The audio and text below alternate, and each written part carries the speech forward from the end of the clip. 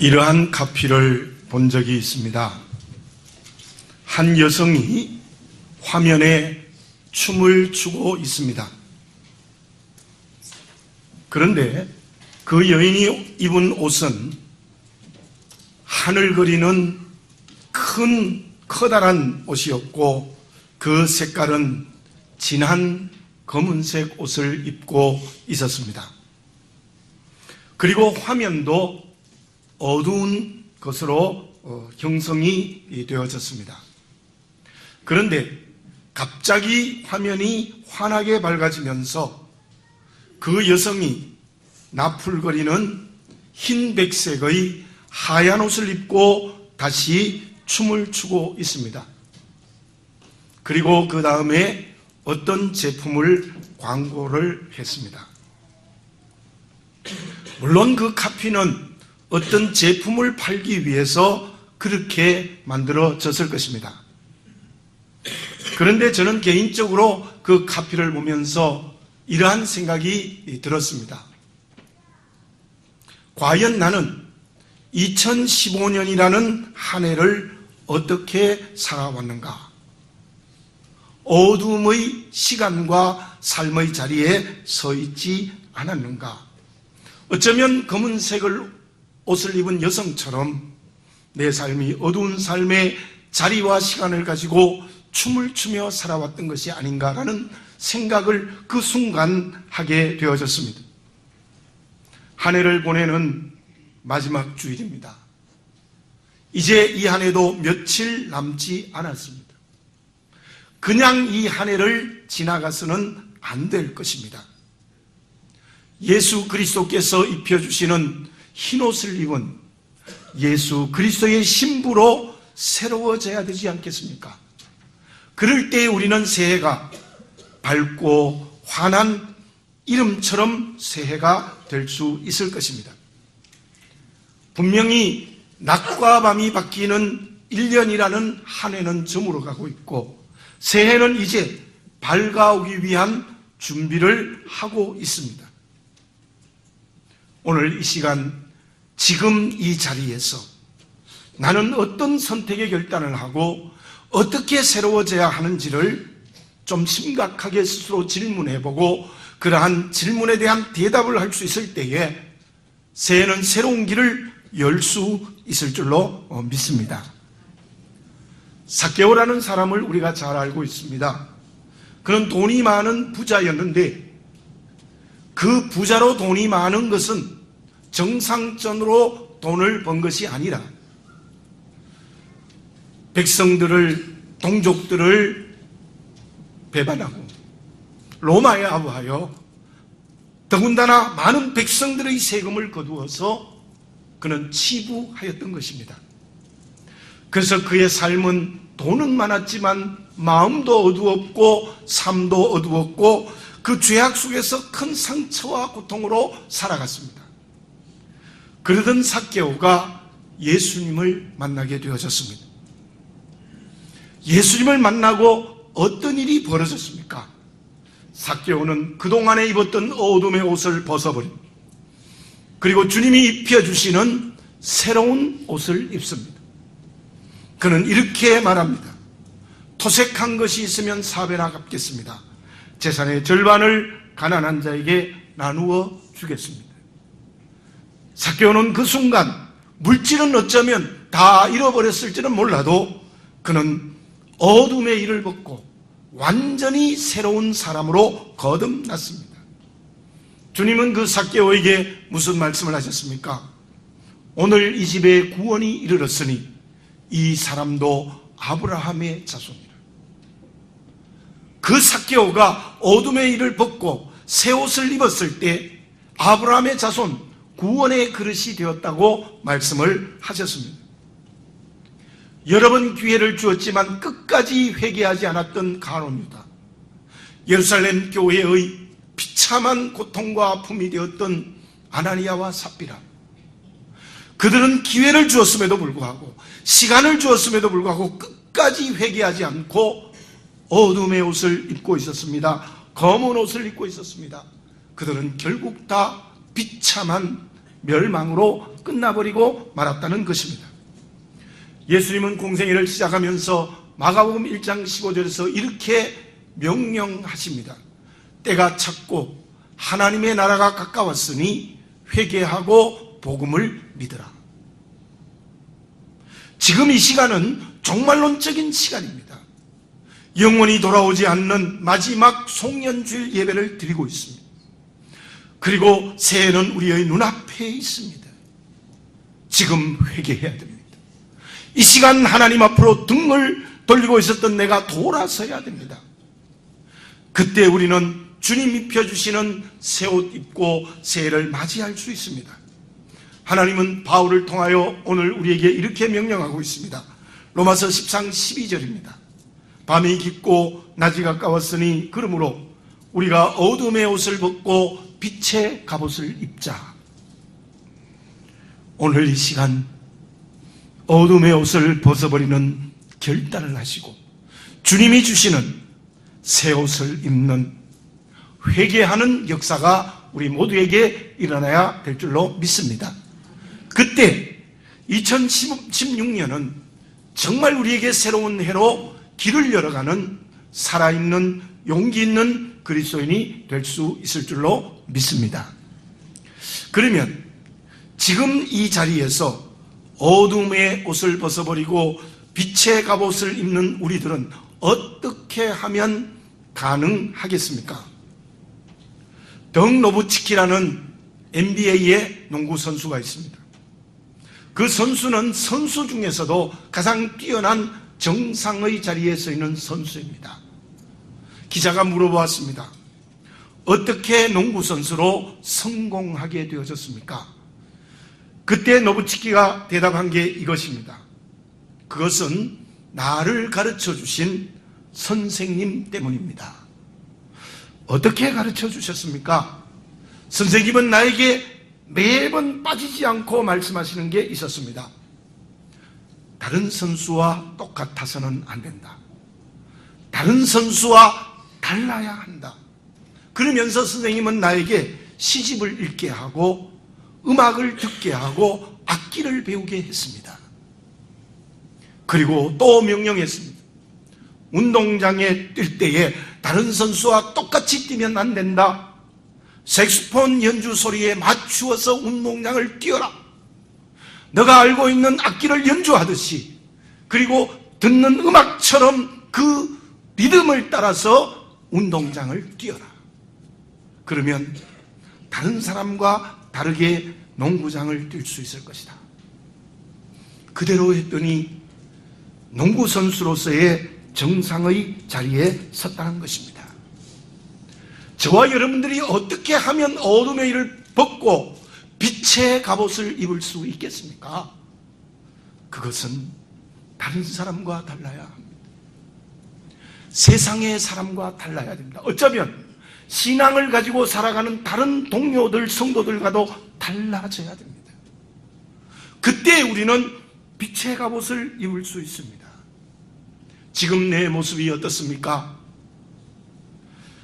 관계로 인하여 마음에 깊은 상처를 안고 있지 않습니까? 어떤 환경 때문에 내 마음이 절망 속에 갇혀져 있지 않습니까? 원래 꼭 성공해야 되겠다는데 실패의 자리에 서 있지 않습니까? 말씀에 순종하려고 했는데 불신앙의 자리에 서 있지 않습니까? 죄악의 길에 서 있지 않습니까? 사랑하며 살려고 했는데 미움의 관계가 되어 관계가 끊어져 버린 모습은 없습니까? 건강하게 살려고 했는데 병든 내 모습은 없습니까? 저와 여러분, 오늘 이 시간 이 자리에서 그 모든 어둠의 모습을 성령으로 벗어버려야 됩니다. 깨끗하게 벗어버려야 됩니다. 그래야 세상 삶과 달라질 수 있습니다. 그래야 어쩌면 평범하게 믿음 생활하는 사람과 달라질 수 있는, 살아있고 똑똑하고 능력이 있는 그리스도인이 될 수 있다는 것입니다. 오늘 본문의 말씀은 모세가 가나안 땅을 들어가는 입구인 모압 평지에서 마지막으로 이스라엘 백성들에게 말씀한 설교 내용입니다. 그리고 모세에게는 바로 이 말씀을 하고 느보산에서 천국으로 올라가는 유언과 같은 말씀이 신명기서의 말씀입니다. 제가 2절, 3절, 4절을 읽어보겠습니다. 모세가 온 이스라엘을 소집하고 그들에게 이르되 여호와께서 애굽 땅에서 너희의 목전에 바로와 그의 모든 신하와 그의 온 땅에 행하신 모든 일을 너희가 보았나니 곧 그 큰 시험과 이적과 큰 기사를 내 눈으로 보았느니라. 그러므로 깨닫는 마음과 보는 눈과 듣는 귀는 오늘 여호와께서 너희에게 주지 아니하셨느니라. 400년 동안 노예살이하던 이스라엘 백성들, 400년 동안 민족을 잃어버리고 노예로 비참하게 살아가던 이 이스라엘 백성들을 하나님의 능력으로 10번에 걸친 재앙을 통하여서 유월절이라는 그 놀라운 역사를 통해서 흠없는 어린 양의 피로 그들은 출애굽했다는 겁니다. 그래서 구원받았다는 것입니다. 너의 능력으로, 너의 공로로, 너의 힘으로 받은 것이 아니라 절대적인 하나님의 은혜로 너희들이 출애굽하는 구원의 은혜를 받았는데, 그런데 너희들은 그 구원의 은혜를 깨닫지 못하고 보지도 못하고 듣지도 못한 영적 장애인으로 전락해버렸다. 그렇게 말씀하고 있습니다. 그리고 5절 6절을 읽어보겠습니다. 주께서 40년 동안 너희를 광야에서 인도하게 하셨거니와 너희 몸에 옷이 낡아지지 아니하였고 너희 발에 신이 헤어지지 아니하였으며 너희에게 떡도 먹지 못하며 포도주나 독주를 마시지 못하게 하셨음은 주는 너희의 하나님 여호와이신 줄을 알게 하려 하심이니라. 홍해를 육지처럼 건너고 40년 동안 광야 생활을 할 때에 하나님께서 은혜로 인도해 주셨다는 겁니다. 너희들은 수고하지 않았습니다. 농사짓지 않았습니다. 아무런 일도 하지 않았습니다. 그럼에도 불구하고 옷이 낡아지지 않았고 발에 신이 헤어지지 않았고 수고하지 않아도 먹을 수 있는 만나와 메추라기를 내가 주지 아니하였느냐. 그리고 너희에게 우상을 섬기지 말고 또 독주를 마시지 말라고 원한 것은 내가 너의 하나님인 줄 알게 하려 함이라. 그 말씀의 의미는 너희들은 그러한 하나님의 은혜를 망각하고 있다는 겁니다. 그러면서 7절 8절에는 이런 말씀이 있습니다. 너희가 이곳에 올 때에 헤스본 왕 시온과 바산 왕 옥이 우리와 싸우러 나왔으므로 우리가 그들을 치고 그 땅을 차지하여 루벤과 갓과 므낫세 반 지파에게 기업으로 주었나니, 바로 직전의 사건입니다. 물론 광야에서도 아말렉과의 전투도 있었고 또 많은 적들의 침공이 있을 때에도 헤스본 왕 시온, 바산 왕 옥이 우리를 쳐들어올 때 내가 능력 주어서 승리하지 않았느냐, 그리고 그 땅을 너희의 지파의 기업으로 주지 아니하였느냐, 그렇게 말씀하십니다. 그 말씀이 무엇입니까? 너희들이 여기에서 가나안 땅을 점령하기 위하여 출발한 문턱에 서서 생각해야 될 것은 출애굽도 하나님의 은혜요, 광야의 40년도 하나님의 은혜요, 너희들이 전쟁에서 승리하는 것도 하나님의 은혜이지 않느냐. 그런데 왜 깨닫지도 못하고 보지도 못하고 그리고 듣지도 못하는 영적 장애인이 되어 있느냐. 다 은혜로 말해야 된다. 우리가 늘 찬송했듯이 지금까지 지내온 것 주의 크신 은혜라. 내가 똑똑해서 한 거 하나도 없습니다. 나는 남보다도 똑똑하고 지식이 많아서 여기까지 왔다는 게 아니라는 겁니다. 우리 개인의 각각 차이는 있지만은 지금 이 자리 여기까지 온 것은 절대적인 하나님의 은혜이다. 그러면서 모세를 통하여 이스라엘 백성에 하신 말씀이 무엇인가 하면 너희들은 지금 이 자리에서 하나님의 은혜 앞에 서라는 겁니다. 저와 여러분, 정말 회개하여 빛의 갑옷을 입는 것은 지금 이 자리에서 하나님의 은혜 앞에 서는 것입니다. 상처와 절망과 실패와 불신앙과 죄와 미움과 병마, 이 모든 어둠의 옷을 내가 입고 있다면 오늘 이 자리에서 하나님의 은혜 앞에 내 모습 그대로 서라는 겁니다. 그 은혜 앞에 서라는 겁니다. 2015년 한 해에 주어진 모든 것 구원의 은혜요, 지키시는 은혜였고 승리케 하시는 주님의 은혜로 여기까지 왔다면, 아직도 어둠의 옷을 입고 있다면 그 어둠의 옷을 입은 그대로 은혜 앞에 간절한 소망과 희망으로 은혜 앞에 서라는 것입니다. 누가복음 15장에 첫째 아들, 둘째 아들의 비유를 우리가 잘 알고 있습니다. 둘째 아들은 어떻습니까? 아버지의 돈을 가지고 먼 나라에 가서 허랑방탕하며 다 써버렸습니다. 그런 돼지집에서 쥐염 열매를 먹고 있는 비참한 어둠 속에 갇혀 있었습니다. 마음도 인격도 삶의 자리도 캄캄해져 버렸습니다. 돼지가 먹는 쥐염 열매를 먹고 있습니다. 어떻게 했습니까?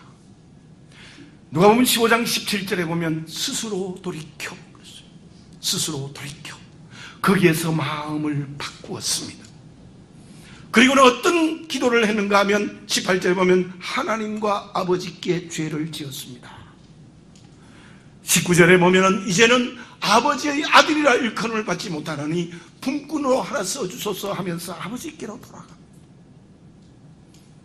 회개했습니다. 아버지께로 돌아갑니다. 떠난 자리로 돌아갑니다. 그때 아버지가 어떻게 했습니까? 20절에 이런 말씀이 있습니다. 멀리 오는 아들을 보고 달려나갔습니다. 그리고 측은히 여겼다고 우리말로 번역되어 있는데, 이 측은히 여겼다는 것은 불쌍히 여겼다, 정말 동정하였다, 너의 아픔이 내 아픔이 되었다. 그리고는 그 둘째 아들을 아버지는 끌어안고 입을 맞추었다. 끌어안고 입을 맞추었다. 그리고 어떻게 했습니까? 데려와서는 낡은 헌옷을 벗겨버리고 새 옷을 입히고, 발에 있는 신발을 벗겨버리고 새 신발을 신기고, 손에 가락지를 끼워주고, 살찐 송아지를 잡아서 이웃을 불러 잔치했습니다. 이 하나님은 오늘 우리의 하나님이십니다. 이 아버지는 우리의 아버지이십니다. 저와 여러분 어떤 어두움의 옷을 입고 있더라도 입은 그대로 하나님의 은혜 앞에 정직하게 고백하는 기도의 사람이 되는 역사가 일어나야 될 줄로 믿습니다. 그러면 하나님의 내 낡은 옷을 벗겨버리고 새 옷을 입히시고, 그리고 신발은 인격입니다. 내 발에 잘못된 인격을 다 없애고 새 신발을 신겨주시고, 금가락지를 끼운다는 것은 아버지의 아들로 삼아주시는, 은총을 베풀고 이웃을 불러 잔치를 베푸시는 하나님의 역사가 오늘 이 시간 예배 속에 성령으로 임재될 줄 믿습니다. 그렇습니다. 그렇게 은혜 앞에 설 때 회개한다는 것은 은혜 앞에 서는 겁니다. 근데 맏아들은 어떻습니까? 맏아들은 아버지와 함께 있었어요. 그런데 아버지의 재산에만 욕심이 있었던 거예요. 맏아들은 아버지와 함께 아버지의 일을 했지만 동생의 잔치를 질투하고 불평했습니다. 당신의 아들이라고 그랬습니다. 동생이라고 말하지 않았습니다. 그는 아버지도 없고 이웃도 없는 사람입니다. 대개 그 사람들을 바리새인이라고 해석합니다. 그의 운명이 어떻게 되었는지는 비유이기 때문에 결과는 없지만 계속 그렇게 나갔다면 멸망의 길로 걸어가고 마는 겁니다. 다시 한번 말씀드립니다. 가장 무서운 것은 신앙적 교만입니다. 나는 하나님을 잘 믿는다, 너는 하나님을 잘 못 믿지. 신앙적 교만이 가장 무섭다는 것을 여러분들 다시 한번 이해하시기를 바랍니다. 찬송가 가사 다시 한번 생각납니다. 천부여 의지 없어서 손들고 옵니다.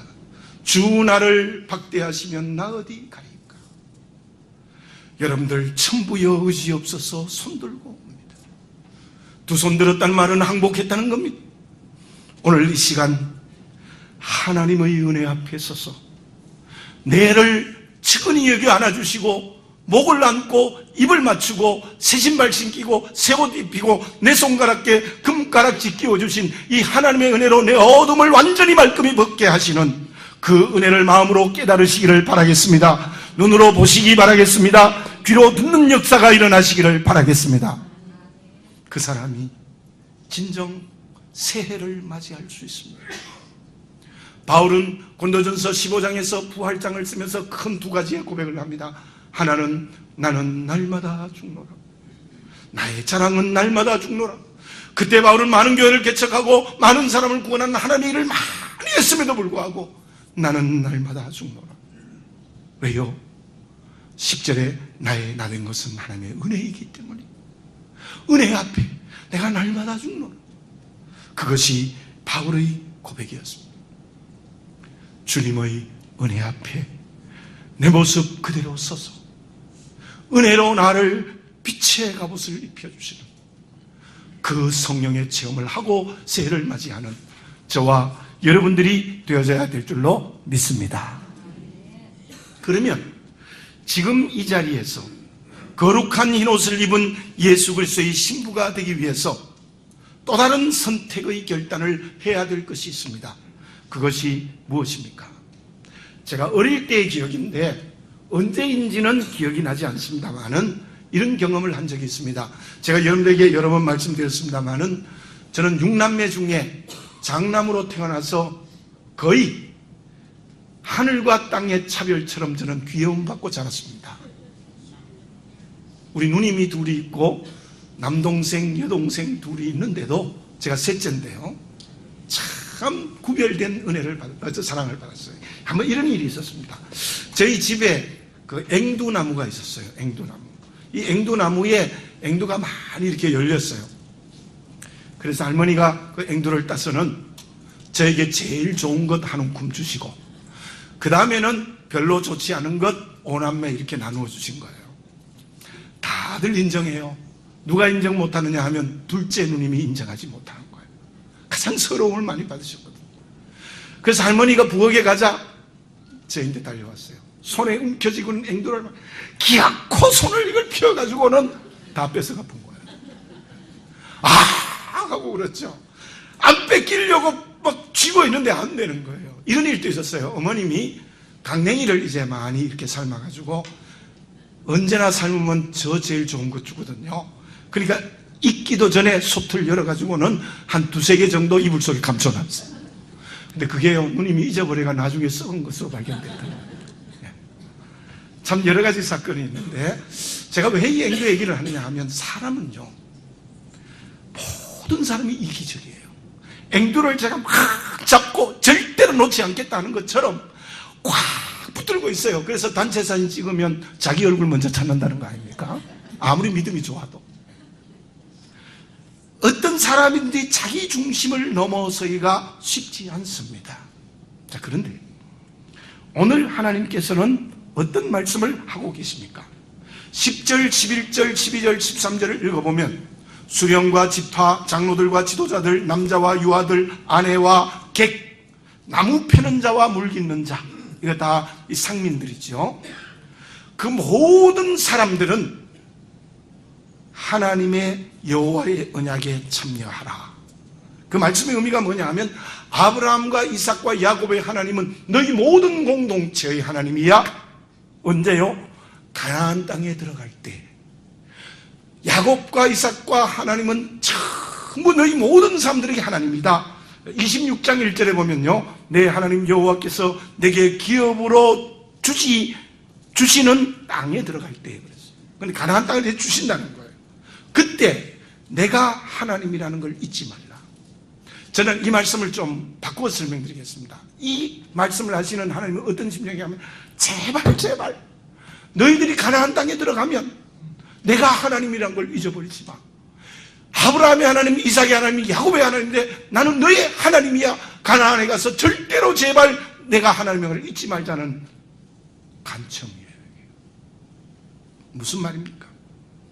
지금까지도 은혜로 선물을 주셨지만 가나안 땅에 가면 농사를 짓게 됩니다. 정착민족이 되어서 곡식과 열매를 은혜로 주실 터인데 그 곡식과 열매에 취하여 나를 잊어버리지 말라는 거예요. 곡식과 열매에 취하여서 나를 제발 잊어버리지 말아라. 곡식과 열매를 통하여 내게 영광을 좀 돌려다오. 그것이 이 본문 말씀의 중요한 내용입니다. 2016년이라는 시간과 공간은 어쩌면 이스라엘 백성에게 주시는 가나안 땅일 수 있습니다. 그 2016년이라는 시간과 공간 속에 하나님은 또 다른 곡식과 열매를 우리에게 주실 줄로 믿습니다.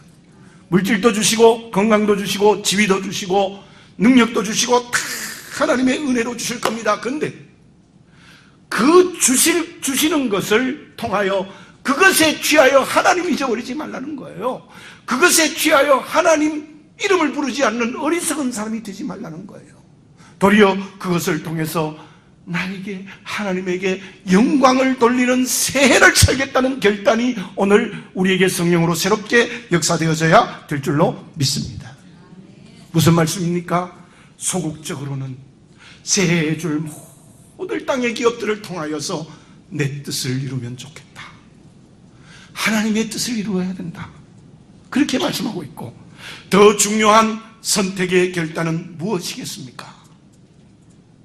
여러분들이 오프라 윈프리를 잘 알 겁니다. 사회자로서 유명하지만 포브스지는 세계에 영향을 주는 100사람 중에 한 사람이라고 했어요. 그런데 그녀는 9살에 성폭행을 당하고 차별을 받고 14살에 미혼모를 낳았는데 그 아이가 죽었어요. 드디어 거기에서 마약에 중독되어 헤어나오지 못했던 참으로 어둠의 비참한 여인이었습니다. 그런데 그녀가 믿음을 가지고 최악의 삶에서 최선의 삶으로 돌아서서 세계에 영향을 주는 여인으로 바뀌어졌어요. 그 오프라 윈프리의 말 가운데 이런 말이 있습니다. 남보다 더 가졌다는 것은 축복이 아니라 사명이다. 남보다 더 아프다는 것은 고통이 아니라 사명이다. 남보다 설레는 꿈이 있다면 상상이 아니라 사명이다. 남보다 더 부담이 되어졌다면 짐이 아니라 사명이다. 저와 여러분, 새해에 주실 곡식과 열매가 주어질 때 그것을 통하여 하나님의 일을 하는 사명의 그릇이 되어지시기를 바라겠습니다. 하나님께서 이스라엘 백성에게 원하는 것이 무엇입니까? 이스라엘 백성들을 통하여 세계를 구원하기 원함이었어요. 그것을 이제 또 말씀하고 계시는 것입니다. 아리마대 요셉은 공회원이었고 부자였습니다. 그는 오늘날 말하면 국회의원이었고 많은 돈을 가진 사람이었습니다. 또 지식인이었습니다. 그런데 그 아리마대 요셉이 예수님의 시체를 달라고 했다는 것은 죽음을 각오한 거예요. 공회에서 결정하여 빌라도에게 넘겨 예수를 죽였는데 어떻게 공회의원인 내가 예수님의 시체를 달라고 하는 겁니까? 그런데 용기를 가지고 시체를 달라고 했고 자기가 가지고 있는 새 무덤에 주님을 모셨습니다. 그 무덤이 부활의 장소가 되는 축복의 역사가 일어났어요. 사무엘하서 19장에 보면 바르실레라는 사람이 나옵니다. 다윗이 아들 압살롬의 반역을 받고 마하나임으로 도망쳤을 때 먹을 것도 없고 잘 집도 없고 입을 옷도 없었습니다. 최소한 600명의 군사가 있었습니다. 바르실레는 그때 다윗을 도와주었다가 압살롬에게 죽을 수도 있습니다. 그러나 그는 그의 모든 물질을 통하여 다윗을 공개하고 옷을 입혀주고 잠을 접어줬습니다.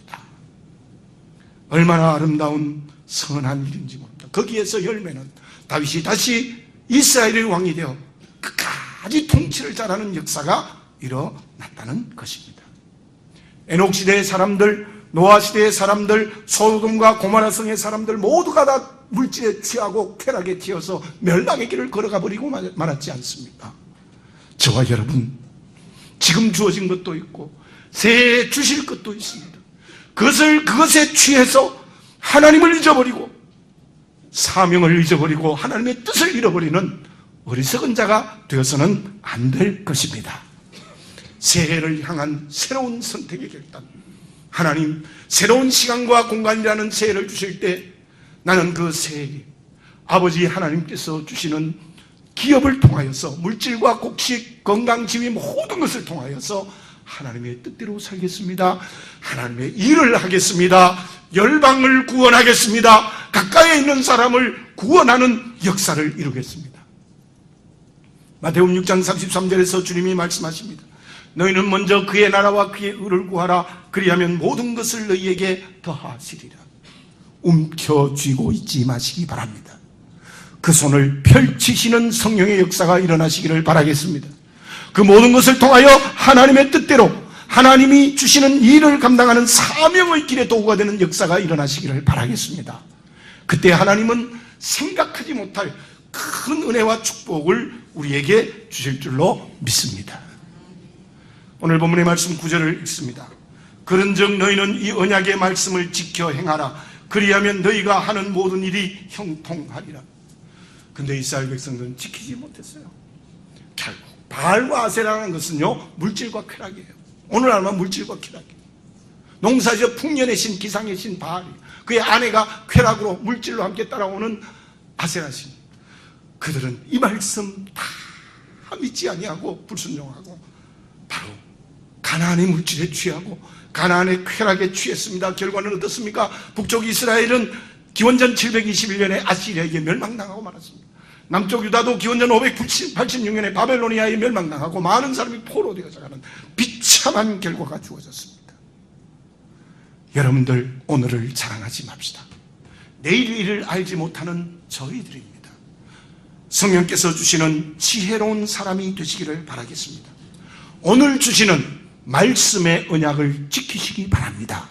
순종하시기 바랍니다.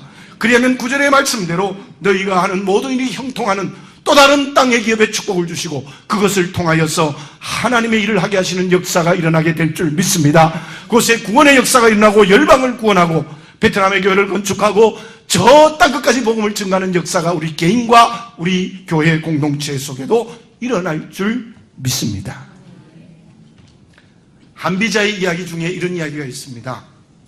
어떤 사람이 시장에 신발을 사러 가게 되어졌어요. 그래서 집에서 이렇게 자기 발 길이를 끈으로 이렇게 쥐었습니다. 그리고 시장에 가서 신발을 사려고 하는데 끈을 집에 두고 가지고 오지 않았어요. 그래서 이렇게 말했습니다. 주인장, 내가 집에 다녀와서 신발을 다시 사겠소. 왜 그러십니까? 내 발 길이를 잰 끈을 집에 놓고 왔어요. 그랬더니 이 주인이 이렇게 말합니다. 이복에 어리석은 사람아, 여기에 크고 작은 신발들이 많이 있는데 신어보고 발에 딱 맞는 거 신으면 안 되냐? 그러니까 안 되는데. 나는 꼭 집에 가서 그 노끈을 가져와야 신발을 살 수 있다. 그렇게 말했어요. 결과는 어떻게 되었을까요? 다시는 돌아오지 못했습니다. 왜? 가다가 사고를 당하여 생명을 잃어버렸기 때문이에요. 여러분, 가장 인생의 실패와 잘못된 인생길을 걸어가는 사람이 누군지 아십니까? 과거의 노예가 된 사람입니다. 과거는 교훈과 거울은 될 수 있지만 과거에 붙들리면 안 되는 거예요. 자랑도 붙들리면 안 되고 상처도 실패도 붙들리면 안 돼요. 오늘 우리는 이 자리에서 과거는 어쩌면 하나님께 다 맡기는 은혜 앞에 서는 이 시간이 되어져야 될 줄로 믿습니다. 회복하시는 빛의 갑옷을 입혀주시는 은혜를 받고 그로 말미암아 내게 있는 모든 것을 통해서 하나님의 뜻대로 살고 말씀대로 살고 또한 열방을 구원하는 또 다른 사람을 구원하는 이 세상을 하나님의 나라로 바꾸는 주께서 내게 맡기시는 사명을 감당하는 길을 걸어갈 때 그 사람이 지금 이 자리에 서 있는 건강하고 살아있는 그리스도인이 되어지는 줄로 믿습니다. 기도드리겠습니다. 사랑하는 아버지 하나님, 감사합니다. 오늘도 이 송년주일에 함께 모여서 하나님 앞에 말씀을 들었습니다. 정직하게 자기를 보게 해 주시옵소서. 성령께서 주시는 오늘 이 시간 하나님의 은혜 앞에서 낡고 검은 죄악의 옷은 벗어버리고 주님이 주시는 빛의 갑옷을 입는 우리 모두가 되게 해 주시옵소서. 그러므로 지금 있는 것 또 새해 주실 것을 통하여서 하나님의 뜻대로 살며 또한 하나님의 일을 하는 사명의 도구가 되는 역사의 결단을 새롭게 해 주시옵소서. 그러면 형통하게 하시고 길을 열어주시고 또 사명의 문을 더 크게 열어주시는 은총 베풀어 주실 줄 믿습니다. 지금 이 자리에서 나는 어디에 서 있는가 다시 한번 보게 하시고 깨닫게 하시고 듣게 하시어서 하나님의 크신 은혜 앞에서는 하나님의 자녀가 되게 해 주시옵소서. 예수님의 이름으로 기도드립니다.